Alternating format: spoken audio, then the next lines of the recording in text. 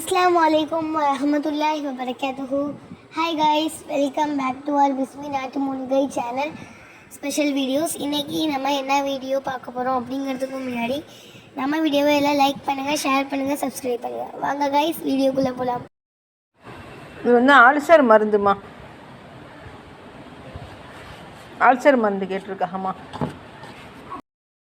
رباه عفوك إني للنور مدت يداي.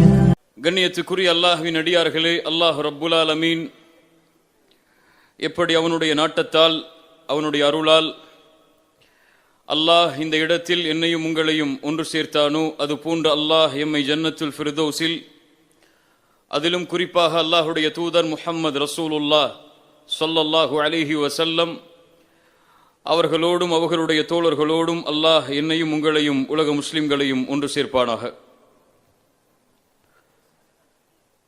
இதுதான் இந்த மாநாட்டுடைய இறுதியான சில நேரங்கள். இது ஒரு உரை அல்ல, இந்த மாநாட்டின் கடைசி செய்தி இது. இன்ஷா அல்லாஹ் இதற்கு பிறகு எந்த நிகழ்ச்சிகளும் இருக்காது. இதோடு இஷாவுடைய தொழுகையை தொழுது இந்த மாநாடு முடிவு பெறும். சொர்க்கத்தை பற்றி நாம் இதுவரை கேள்விப்பட்டோம். சொர்க்கத்துடைய அருள்கொடைகளை பற்றி எம்முடைய அறிஞர்கள் கூறியதை எல்லாம் நாம் கேட்டோம். அல்லாஹ் ரப்புல் ஆலமீன் அவனுடைய அடியார்களுக்காக அவன் தயாரித்த எந்த கண்களும் பார்த்திராத, எந்த உள்ளத்திலும் அந்த சொர்க்கம் இப்படித்தான் இருக்கும் என்ற கற்பனை கூட உதித்திராத அந்த சொர்க்கத்துடைய காட்சிகளை எல்லாம் இந்த 2 நாட்களில் எம்மால் முடிந்த அளவு நாம் செவிமடுத்தோம்.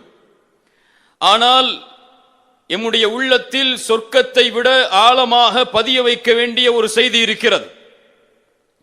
அந்த அருட்கொடை, அந்த செய்தி சொர்க்கத்தில் கிடைக்கும் ஹூரை விட, சொர்க்கத்தில் கிடைக்கும் மாளிகைகளை விட, சொர்க்கத்தில் கிடைக்கும் மதுவை விட, பாலை விட, தேனை விட, சுத்தமான தண்ணீரை விட, சொர்க்கத்தின் மாளிகைகளை விட, சொர்க்கத்தில் அல்லாஹ் நமக்கு அமைத்திருக்கின்ற தோட்டங்களை விட, ஏன் சொர்க்கத்தை விடவெல்லாம் பெரிய அருட்கொடை அது. அந்த அருட்கொடை என்ன தெரியுமா? அல்லாஹ் ரப்புல் ஆலமீன் அவனுடைய புத்தகம் அல் குர்ஆனிலே அல்லாஹ் கூறுகிறான், லில்லதீன அஹ்ஸனு அல் ஹுஸ்னா வ ஜியாதா. யார் நல்ல அமல்களை செய்தார்களோ அவர்களுக்கு அல் ஹுஸ்னா, அல் ஹுஸ்னா என்றால் அல் ஜன்னா, சொர்க்கத்தை அல்லாஹ் தருவான். வ ஜியாதா, மேலும் அதிகரிப்பையும் அல்லாஹ் தருவான். அதிகரிப்பு என்றால் என்ன?